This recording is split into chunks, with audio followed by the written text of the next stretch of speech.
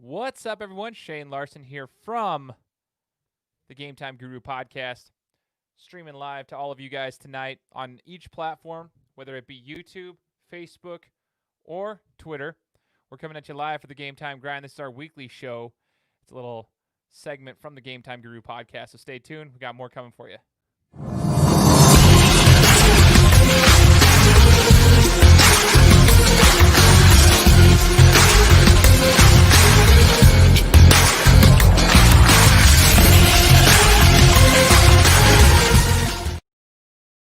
What's up, guys? Like I said, we've got a little bit of a discussion to go through tonight. So whether you're joining me from Facebook, if you're joining me on Twitter, joining me on YouTube, leave a comment for me. Let me know where you're at. Say what's up. Join in the conversation. We're talking about my Dallas Cowboys tonight, and I've got to do a little bit of a recap because it's absolutely absurd watching them play. It is pitiful, and I just have to get this going. So anyways, first things first, if you haven't gotten your Guru Vision t-shirts, check them out. Hit me up in a DM. We've got the GTG black on black hats. We've got flat bills that have also now just been created for the black on blacks. So check those out. Pretty sweet deal. Just got a couple of orders shipped out last Friday. Hit me up in a PM if you want something. Let me know. But if you guys happen to catch this and you want to interact with me, please do so I can see the comments coming through. Just leave a comment and we'll be here. So anyways, last thing is if you haven't actually subscribed to my podcast, please do so. You can find the information here in the links, and you can go subscribe to it on any platform. We have new interviews every single Friday. Guys, listen, the Dallas Cowboys, though, this is what we got to talk about. Any of my Cowboys fans out there, leave a comment for me if you're a Cowboys fan. Let me know where you're at. Absolutely, it's atrocious. It's disgusting. It's devastating. I mean, I'm trying to think of any word that describes it as a Cowboys fan right now after watching us get a shellacking from Kyler Murray and the Cardinals when he completed less than 10 passes and they still put up 38 points on us. That's the sad part about it. Listen, we've got a lot of problems with the Cowboys. A lot. And it's not even just Andy Dalton. You know, I was talking to my Uncle Will during the game. It's like a perfect way of saying it. You've got Stephen McGee mixed with Matt Castle mixed with Brandon Weeden all in one with Andy Dalton. That's what he is. And it's unfortunate. I think you can put him in a better situation, give him a couple of weeks to get into the offense, get some reps underneath of him, get him used to the system, give Andy Dalton some time. But you have got to, you can't coach certain aspects of the game for quarterbacks. There's a reason he struggled a lot. He was mediocre in Cincinnati. He had an amazing receiver in A.J. Green, and that's all he was able to do is throw 50-50 balls to the man. The thing is, he's limited in his skill set, and it's very frustrating to watch. You saw sometimes he second guesses his throws, so they come out very weak. Sometimes he just does check downs because that's what he's used to. He's scared to throw him down the field, and then sometimes he stands in the pocket too long and takes his hits. And I know every quarterback does that. He's not an elite quarterback. We're not paying him as an elite quarterback. I get that. He's a backup for a reason, but it's super frustrating to watch, especially considering the talent we have as receivers. We have some of the best receivers in the game across the board. We've literally got 4, if not 5 receiving threats. You've got Michael Gallup. You've got CeeDee Lamb. You've got Amari Cooper. You've now got Cedric Wilson, who is emerging. And you've got Schultz at the tight end position, who's coming on as a receiving tight end and doing good work there. Then you've got Zeke out of the backfield who can still catch. He's struggling this year to kind of find his rhythm. It's a weird year. But you've got these receiving threats. You've got to get a quarterback that can get him the ball. Cowboys are in trouble. They're in a lot of trouble going forward. And it's kind of disgusting watching the game. You're sitting there yesterday. You're like, come on. And the self-inflicted wounds, the perfect word to describe the Cowboys is systemic. This is a problem they've had for years. The undisciplined crap in the football games. Undisciplined crap. This is a problem that has been going on. Doesn't matter the coaching staff. It doesn't matter whatever. They are undisciplined. They're just not very good. Personnel-wise, arguably, you have one of the most talented rosters in football. But it's just undisciplined crap. Fumbling the football multiple times, shooting yourself in the foot, dropping a wide-open touchdown pass that goes through your hands if you're Gallup. Those are things you can't do. You just cannot do those stupid things. And expect to win games, especially when you're playing with a beat-up offensive line and a backup quarterback in Andy Dalton. So here's the solution. Here's what I'm going to propose for the Cowboys, okay?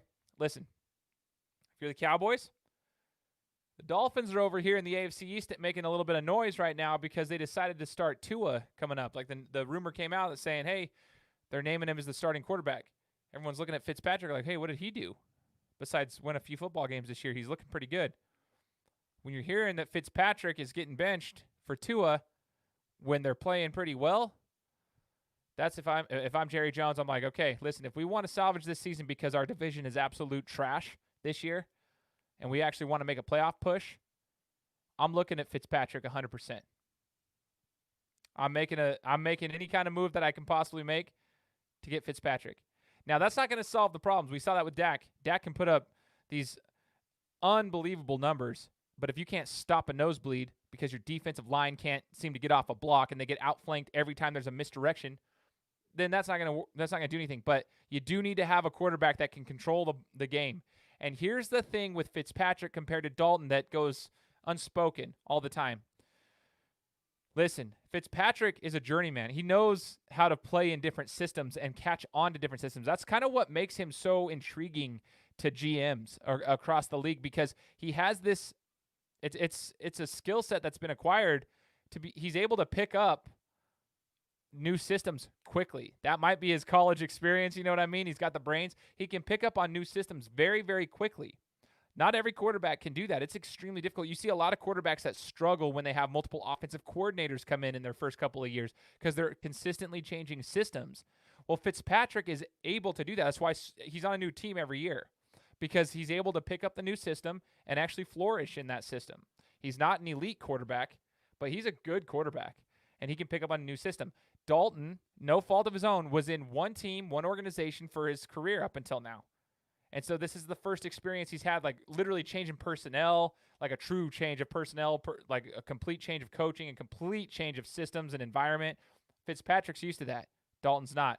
If I'm Jerry Jones, I am making a look, like I'm keeping my eye over there like, hey, I know they're starting Tua. They might not even care about what's going on, but like we want Fitzpatrick over here with the Cowboys.